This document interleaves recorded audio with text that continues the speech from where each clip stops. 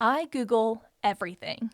If there is a question or a random thought in my mind that needs an answer, I turn to Google. If someone was to look up my web browser history, I don't even know what kind of a person they would think I am because it is probably a very random, eclectic, hot mess express kind of a rabbit hole that you could go down just by going through my web browser history. And so because I Google pretty much everything, I decided to turn to Google for something that I've kind of been dealing with for the past couple of weeks. And it was a question that I knew that I had, and I figured, you know what? I bet there's somebody out there with some answers. And there are probably hundreds of people who struggle with this question too. So I asked Google, why is it so hard to make decisions? And guess what? Google didn't let me down. Welcome to Drawn, the podcast that draws you in with stories of hope, healing, and even a little hustle while battling anxiety and depression. Think you have to wait until you've conquered your mental illness to start living a joyful, meaningful life? Think again. Conquering your mental illness is part of living the life you love, and we're going to figure it out together. I'm Katie Roshedko, and this is Drawn. So the first article I came across cracked me up from the very beginning because they listed a couple of easy questions that we sometimes have difficulty deciding, things like what to eat, what to wear. Then they went into the next paragraph describing complex decisions, specifically, quote, should you accept a new job? Should you move to a different city? What about buying a house or starting a family? Those four questions are literally what I am dealing with right now, all at the same time. So I was like, okay, clearly I am on the right track here. And really what I really want to know when it comes to why is it so hard to make decisions is I want to know more of the psychological, scientific side of why making decisions can be difficult, especially for people with anxiety and depression.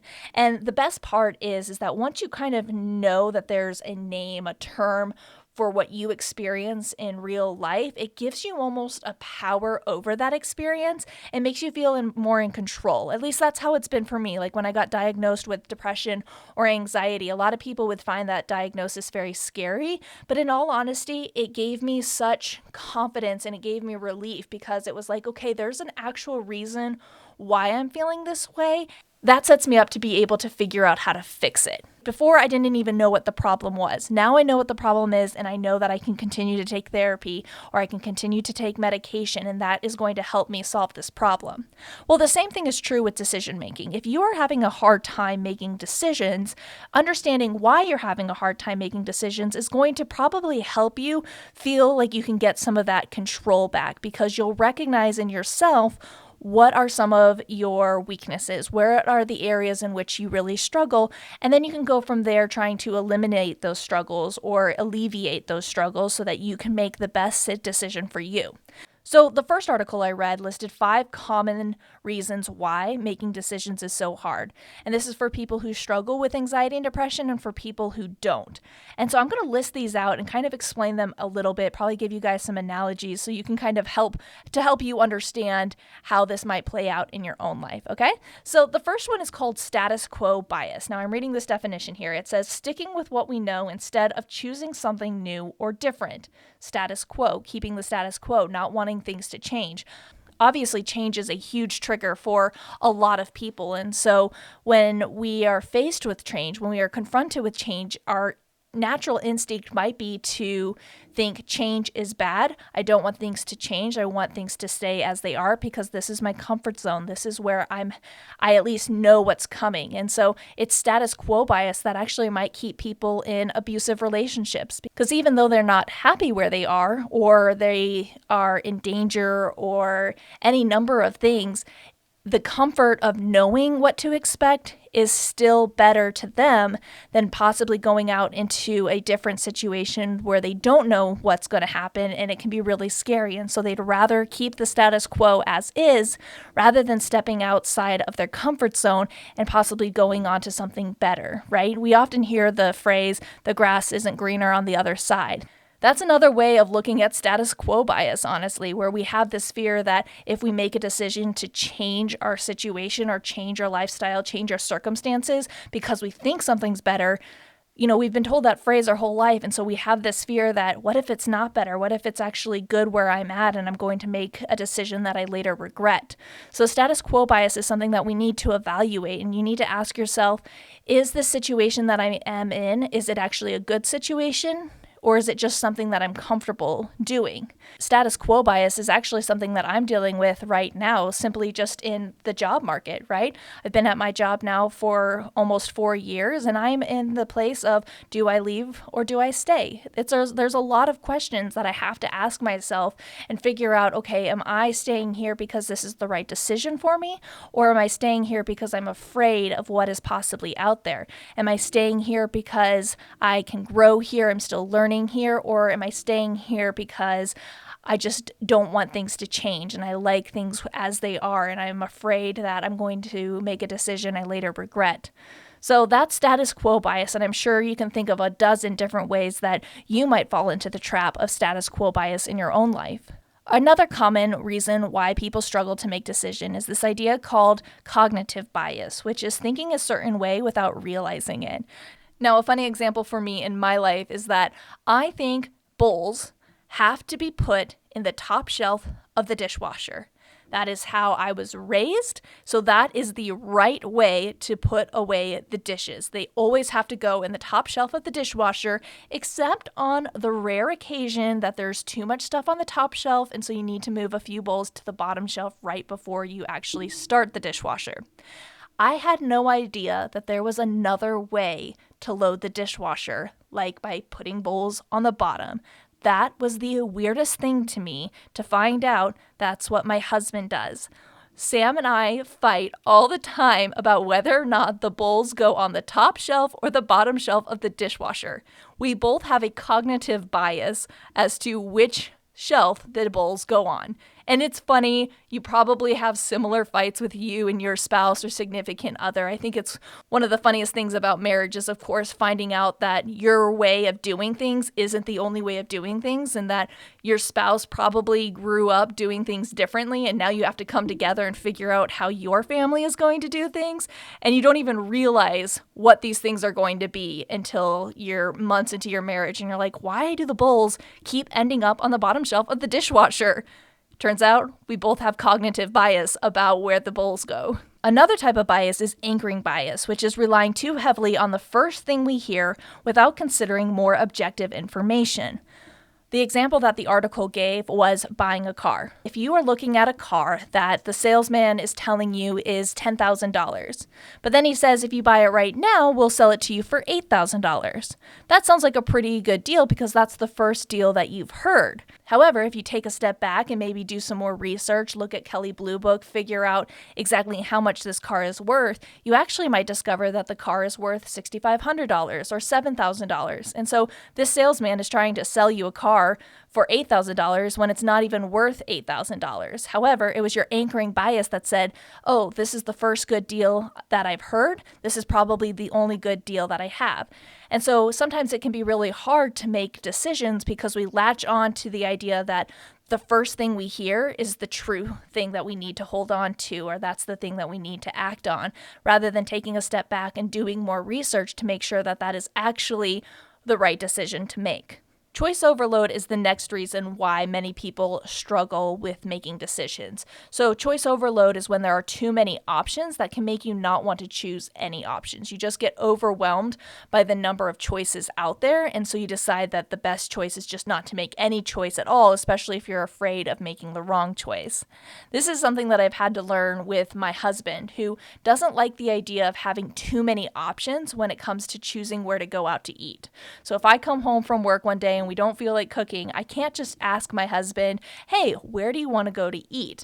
Because he gets overwhelmed and he doesn't like to make a decision because he can't think through all of the possibilities and come to the one that he wants because he thinks this would be a good choice and this would be a good choice. Well, this would be a good choice. This would be a good choice. And he just kind of shuts down. He's like, well, we'll just go wherever you want to go. But I want him to have a choice. You know, if I don't care where to go, I want him to go somewhere where he wants to go. So what I've come to realize I have to do is I have to narrow down the options. I have to say, hey, let's go out to eat. Do you want to go to Which, Chick-fil-A, Firehouse Subs, or Panera Bread? And if I give him a limited number of choices, this, he's usually much better at picking something that he actually wants and feeling good about his decision. Now, something that I've had to do in my life recently was, of course, a few years ago, I had to plan a wedding.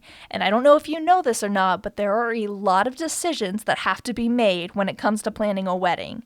And because I was in such a depressed and anxious state at the time, those choices were completely overwhelming. And I don't just mean like the big choices like, hey, you've got to pick out a dress and there are 150 gazillion dresses in this shop and you have to figure out the one that's right for you. That was a little overwhelming.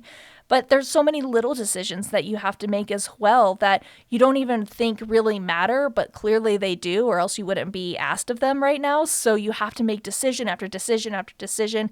And as a bride, everyone wants to know your opinion about everything, from what the bridesmaids are going to wear, to the flowers, to the cake, to the music, to the venue setup, to the order of events, all of these things that you have to make a decision on. And I was so overwhelmed by it all that I just put up my hands and I said, you know what? You decide. I had an amazing wedding planner who had access to my Pinterest board. I was able to describe to her kind of what my vision was for the wedding, what I kind of wanted things to look like, this classy, elegant, tasteful wedding, very beautiful, but very simple at the same time. And so she was able to run with it and make a lot of decisions for me because I just was not in a very good mental headspace to be able to make those decisions because, again, choice overload was a very real thing. I mean, when you go to pick placemats, there's not just like black and white and gold and red and blue. There are 50 shades of each of those colors, and you have to pick the one that you want that's better than all of the rest. That is too much for me to handle, right? So I ended up passing off a lot of the choices to other people, whether it was my bridesmaids or my husband or my wedding planner. I said, okay, this is something I do not care to decide, so you decide for me. And honestly, delegating was the best thing for me. And if there's anything in your life that you can delegate that's causing you stress, I highly recommend it. Granted, you can't pass everything off to somebody, but there are probably some things in your life that you can delegate. And if you are feeling overwhelmed by the amount of choices that you have to make, delegation is key. Now, the last reason why some people have a really hard time making decision is not just choice overload where there are too many options, but decision fatigue when you have to make too many decisions too quickly, and that makes it hard to keep up with everything. So we have a harder time saying no to bad things like junk food and saying yes to potentially good things that might disrupt the status quo. So going back to the wedding example, that's exactly what I was feeling too. Not only were there always tons of options out there for me to choose when I had to make a decision, but there was also decision after decision after decision that needed to be made. And by the end of it all, I was exhausted. I mean, usually planning a wedding is pretty fun, and I'm very lucky that because I had delegated so much to other people, I was still able to enjoy a lot of it. But man, that day after the wedding, Sam and I just were exhausted because we had put so much time and energy into planning this party that it just felt weird to suddenly not have a wedding to plan anymore, a wedding to think about and talk about all the time. We were exhausted, and decision fatigue is something that we were feeling even before the wedding. And of course, it can lead to really bad habits. It can lead to weight gain because, like I said, you're eating more junk food because it's easier to grab junk food at McDonald's than it is to think through planning a healthy meal to take to work, right? So those are the 5 reasons why people tend to struggle with decision making: status quo bias, cognitive bias, anchoring bias, choice overload, and decision fatigue. Now, when I was reading this article, it made me feel a lot better about my own struggle with decision making in this season of my life right now, where I have to decide whether or not my family should move across the country, whether we should take this job, or whether we should stay where we're at. Knowing that there are reasons out there why this decision is hard made me feel a lot better about what I need to do to eliminate these factors from my decision. I needed to ask myself why I wanted to stay or why I wanted to go. I needed to make sure that my status quo bias wasn't making me think that staying here was the best option just because I was afraid to go somewhere else. So when it comes to decision making and anxiety and depression, I wanted to know more about how the brain actually works when we are processing decision making. Even as a child, we grow up knowing that there is going to be a risk or reward depending on whether or not we choose to obey our parents or not. There is risk and reward for every decision that we make in life when we learn that from a very, very young age.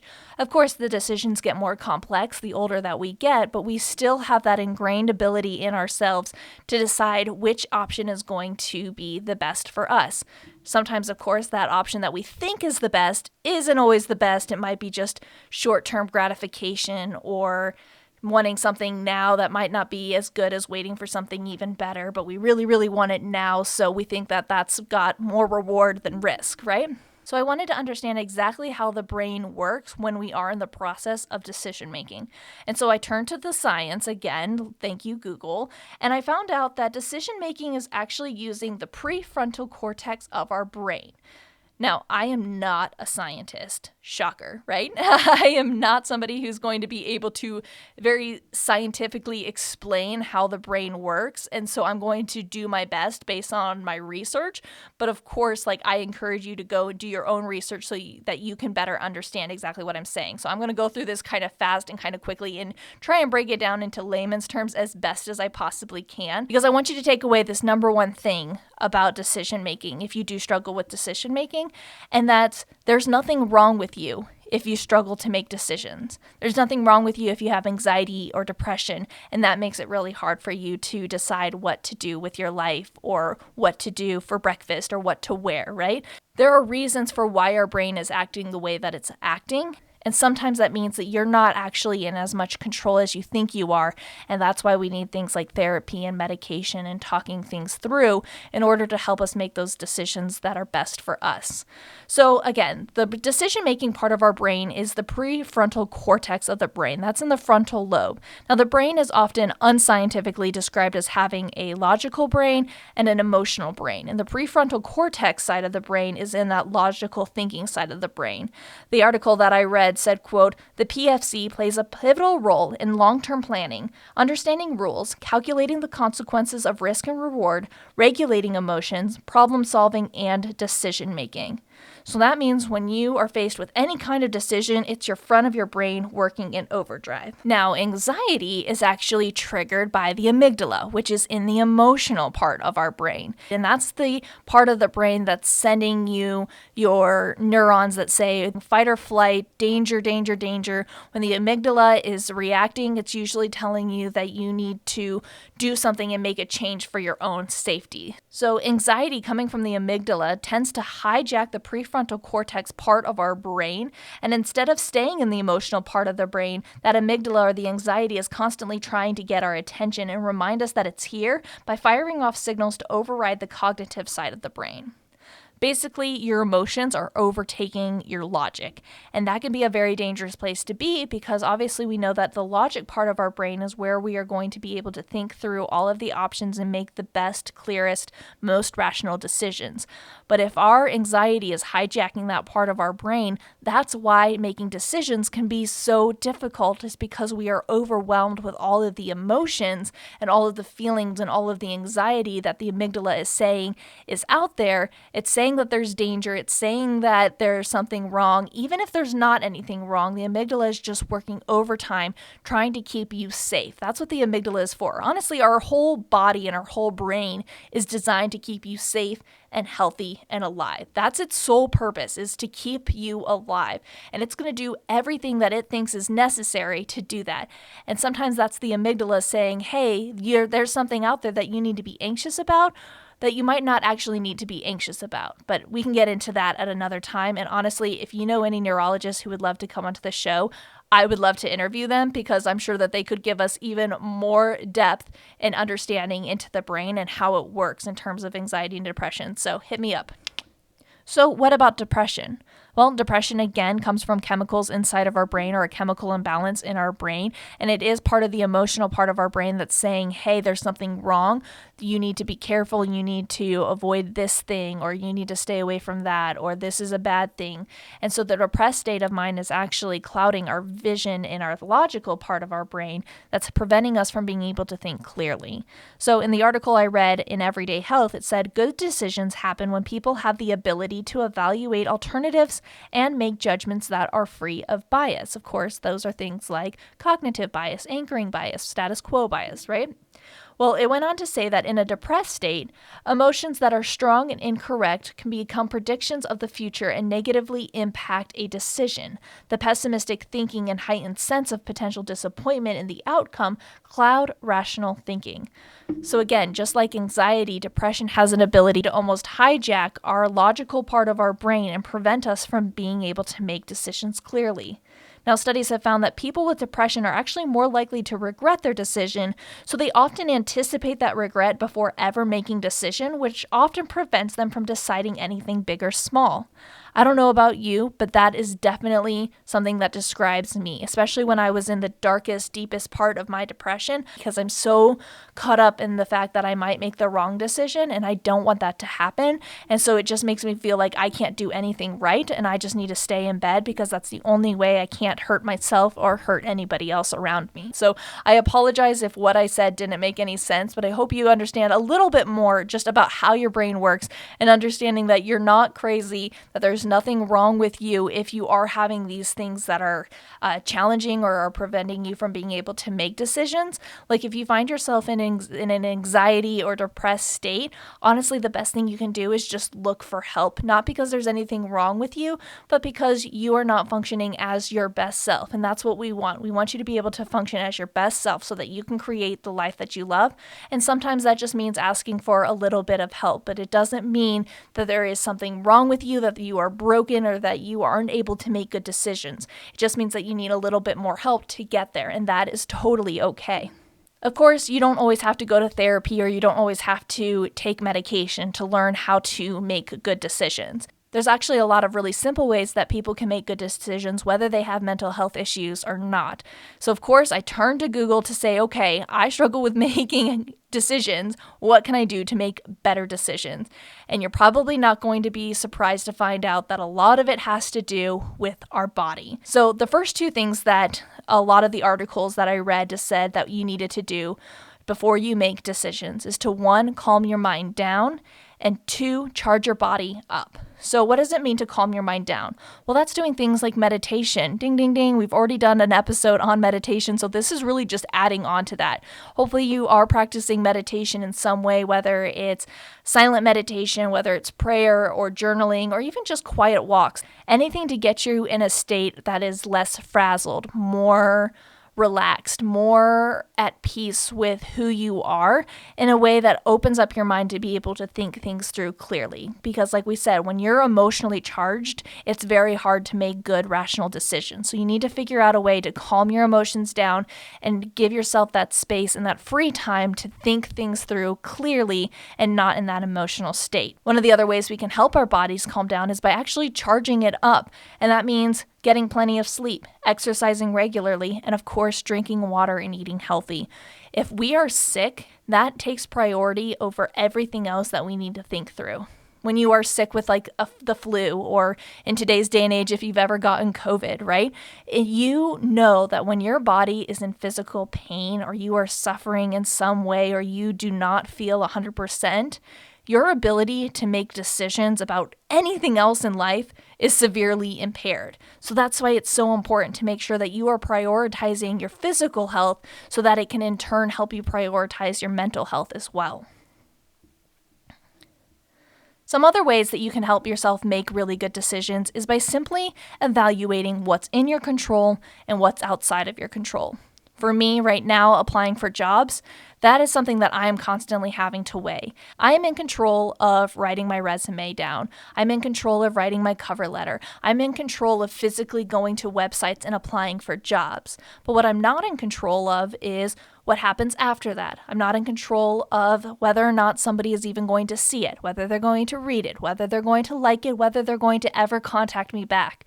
That is outside of my control, and I praise God every day that I have the faith and religious beliefs that say, okay, just because I'm not in control doesn't mean that nobody's in control. I do believe that God has a plan for my life, and I get to do everything within my control, and then I get to give it up to God. So that's something that I really encourage you guys to do as well. Figure out what you're in control of and what you're not in control of, and make sure that you are not wasting tons of energy and time and emotions on those things that you can't control, because they're out of your hands. There's literally nothing you can do about that part of the situation. So focus that energy on what you can control instead. Another thing you can do is, of course, make your pros and cons list. One of the things that I highly recommend people do if they have to make a decision with somebody else, like a significant other, make pros and cons lists separately and then come together and make a pros and cons list together. One of the reasons why Sam and I decided to do this when it came to whether or not we were going to look for jobs back home in California or Washington rather than stay here in Virginia was because we wanted to be able to each of us list out our pros and cons in a judgment-free way. If we had decided to come together right away and say, okay, well, this is a pro for staying in Virginia or this is a con for staying in Virginia, it probably would have led to a fight, because if I didn't agree with his con, I wouldn't want it to be on our list. So instead, we decided to create our own separate lists and then come together at a time when we were both healthy, wealthy, and fed in order to be able to rationally look at our list and figure out where we can compromise on things and what we have in common, and really evaluate the pros and cons in that way together in a very unemotional way, because it is an emotional decision, but we want to be able to think things through clearly and rationally and in a way that shows the other person that we still love and respect them, even if we don't always agree with them. Something else that you can do to help you make decisions is get to the root of why a decision is important for you. I actually stole this from another blog because I liked the answer so much, and it was something that I never really thought of as far as a way to help you make better decisions. The answer was simply be curious. We may be one person, but we are made up of a lot of goals and desires, motivations, needs, and wants. And so if we ask ourselves why over and over and over and over again, we can get to the root of what it is that we really want out of life, and that might be able to help us make better decisions moving forward. Now, here's the direct quote that I loved so much from this blog. It said, "Explore the intentions of each part of yourself that has a stance in the internal conflict. Understanding that we have different parts of our personality that have conflicting goals, conflicting drives, and conflicting desires helps allow guilt and anxiety to melt away." Did you catch that part at the very beginning? It said, explore the intentions of each part of yourself that has a stance in the internal conflict. Our last episode was all about intentions, and you know that I'm a big proponent in intentional living in every area of my life. And so I really liked this answer. Be curious and ask yourself why. If you can ask yourself why and get to the root of why you want to do something, or why a decision needs to be made, or what you're looking for in the outcome of the decision, I think you're going to be so much happier with your decision, because you know that it's actually the one that you truly want, because you've done the internal self-reflection of asking yourself why. Now, people make decisions differently all the time, and some people honestly might make better decisions than others, and sometimes people just make different decisions that might give you a different perspective on how to handle a situation. For example, when I was really depressed, I was having a hard time understanding that there was a different way of doing things and thinking things through, because I was so caught up in the way that my brain was telling me to do things. So my therapist asked me to start whenever I was feeling like I had a decision to make and I didn't know how to make it, or I didn't know what I should do, to ask myself, what would Sam do? And that's the next piece of advice, is ask yourself what so-and-so would do. Put yourself in somebody else's shoes, facing the problem that you're facing right now, and just see if you can see things through their perspective. Somebody that you trust, that you respect, whether it's a spouse, a significant other, maybe one of your parents, that might be able to just be like, okay, I'm having a hard time making this decision because I can't see past my own opinion on the situation. But if I put myself in my spouse's shoes, he might be more optimistic about the decision because I'm more pessimistic. And it just allows you to really think through all of the different possibilities opportunities from another person's perspective. So asking yourself, what would so-and-so do, is a really great way of evaluating a decision or a situation that you're in and figuring out if there is another way to do things that maybe you've never thought of before. Now, I know we've all been in this situation before where a decision has to be made, but we can't know all of the information. We can't know all of the facts. We can't know 100% what the future is going to hold, and that can make decision making very, very difficult because we feel like, oh, well, if only we knew this X, Y, and Z, then we would be able to make a better decision. But sometimes X, Y, and Z isn't available to us. And so we need to get to the point where we can be okay with making an imperfect decision based on imperfect information, because we don't get to know everything, especially when it comes to the big life stuff. You don't get to know what the future is going to hold. You have to be able to say, okay, this is the information that I have right now, and I need to make a decision based on that information. And if I get more information and have the opportunity to change my decision, I will, but I've got to be okay with that imperfect answer. Now, if you're a perfectionist like me, I totally get that you are cringing inside because you do not like the idea that you're going to have to make a decision that might not be perfect. But you need to give yourself grace. You need to be like, okay, I did the best that I could. This is where I am right now, and I've got to trust that everything is going to work out the way that it's supposed to because I did the best that I can. And we all know that it's the big decisions that we tend to struggle with the most, but sometimes, especially when you're depressed or anxious, it can be the little decisions that you have to make that are also really difficult. So in all honesty, there are decisions out there that do not have a right or wrong, better or worse decision for your life. And so you can basically just flip a coin. Flip a coin, delegate to somebody else, just go with your first instinct. Those are all ways that you can make a decision that doesn't necessarily have lifelong implications, but is going to get you to the next step in your future faster, because some decisions you just need to flip a coin. If you are really having a hard time between McDonald's or Chick-fil-A, you need to flip a coin and you need to get yourself some food, because probably the reason why you're having such a hard time making that decision is because you're hungry. You need to go and get some fuel for your body. So flip that coin, ask somebody else to decide for you. Those are all okay ways to decide the smaller things in your life. Last but not least, my final piece of advice for all of you guys is to really stick to a decision once it's been made. Sometimes we get caught up in making a decision and then wavering or faltering or taking it back because we get afraid or anxious that we might have made the wrong decision. Of course, there are times in our life when, like I said, you might get more information and that might mean you have to make a different decision. But for the most part, once you make a decision, the best thing you can do is just stick to it and not look back, because you don't have an unending supply of time and energy. So once a decision is made, the best thing you can do is just let that decision be made and be done with it so that you can move on and focus on the other decisions that you have coming your way. So I really hope all of this information has been helpful for you. In the description part of this episode, I'm going to put links to all of the articles that I've referenced here in this episode, because I want you to be able to go back, look at those articles, read for yourself, learn more about why we make decisions, why it's so hard to make decisions, and what perhaps your mental state has to do with your ability to make decisions. Because the more information that we have, I think the more we are going to gain control back of our life. One of my favorite quotes is by John Maxwell, who said, "Knowledge isn't power, applied knowledge is power." So when we take the knowledge that we glean from Google and apply it to our lives, that's when we see the most productive change in our lives. Thank you for listening to the Drawn Podcast, empowering women battling anxiety, depression, and other mental illnesses, where I believe we've been drawn together to create a life we love. You can find more amazing content at my website, KatieRochefko.com, or follow me on Instagram at The Drawn Collection.